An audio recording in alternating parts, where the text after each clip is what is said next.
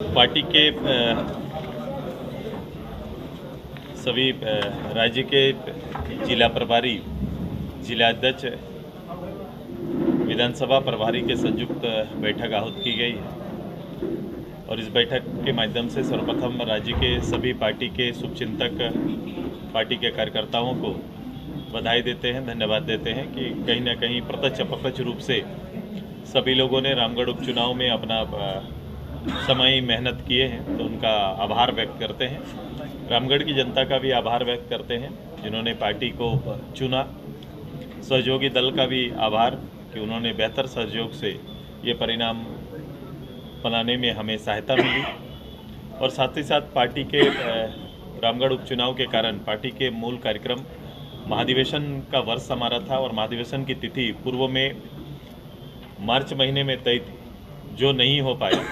आज हमारी बैठक के माध्यम से पार्टी के महाधिवेशन की तिथि राज्य के ज्वलंत इशू में, जैसे स्थानीय नीति, नियोजन नीति के संदर्भ में जो नौजवानों में उबाल है, और हम लोग जिस बात को लगातार मैं हाउस के अंदर और आपके यहाँ भी का दोहरा रहा हूँ, पार्टी के अंदर भी, कि राज्य सरकार वर्तमान और भविष्य दोनों से खेल रही है।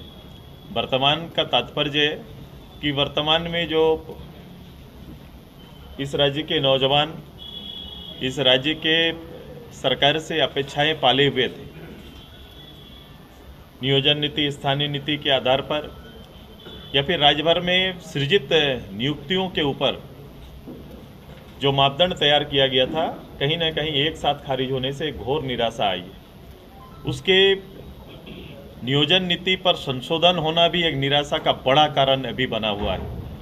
इसीलिए मैं कह रहा हूं कि वर्तमान से और भविष्य, मतलब मैंने कहा था कि इस राज्य की पूरी 3-3.5 लाख जो भी सरकारी पद जिसको नियुक्ति सरकार नियुक्ति की बात कर रही है या नियुक्ति माना जा रहा है, उसमें से करीब 2 लाख से ज़्यादा पद केवल शिक्षकों का है।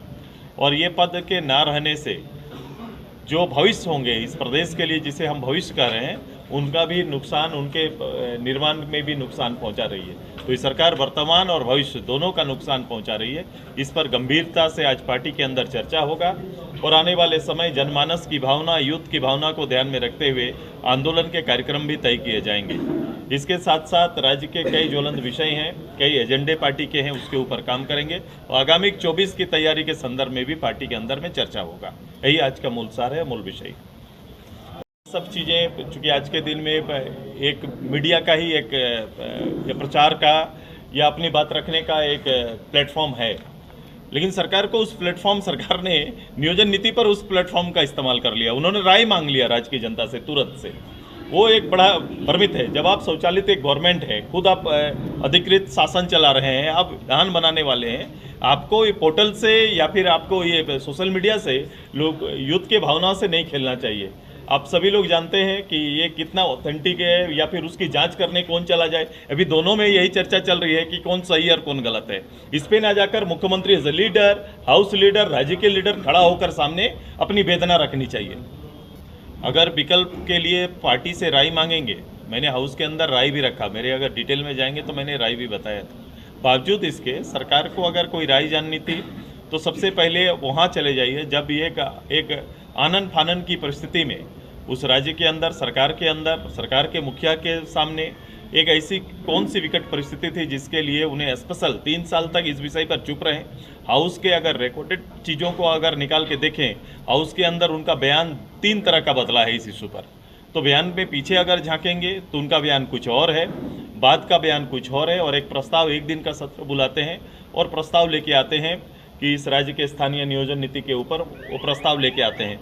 परिणाम क्या होता है कि जब आप एक दिन का सत्र लाते हैं, एक दिन का सेशन आप खोलते हैं, लेकिन उस सेशन में आप दलीय डिबेट नहीं होता है, किसी को अपने पक्ष रखने का, दलीय पक्ष रखने का किसी को अधिकार नहीं होता है। सरकार प्रस्ताव लाती है और पास होकर चला जाता है और इसको भारत सरकार के लिए अग्रसारित कर दिया जाता है। बाद में वैधानिक विषयों के कारण संवैधानिक अड़ंगा कहीं ना कहीं बाध्य होकर सरकार से टर्न डाउन होता है और सरकार हाउस में मुझे इस प्रश्न पर जवाब देती है कि इस कोर्ट ने वैधानिक नहीं माना, इसलिए ये टर्न डाउन हो गया, इसीलिए नए पॉलिसी पर मुझे जाना पड़ेगा।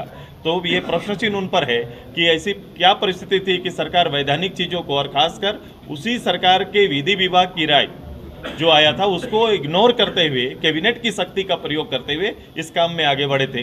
तो सरकार से हाउस में लगातार इस बात का हम लोग जवाब मांग रहे हैं। वो बाहर भी पब्लिक डोमेन में भी जवाब दे सकते हैं, हाउस चल रहा है तो हाउस में जवाब मांगना लाजमी है। तो ये हमारा डिमांड है कि सरकार के सामने आए और किस परिस्थिति में नया प्रस्ताव वो लेके आ रहे हैं ये सरकार से जानना चाहते हैं, और हम नहीं, पूरे राज्य की जनता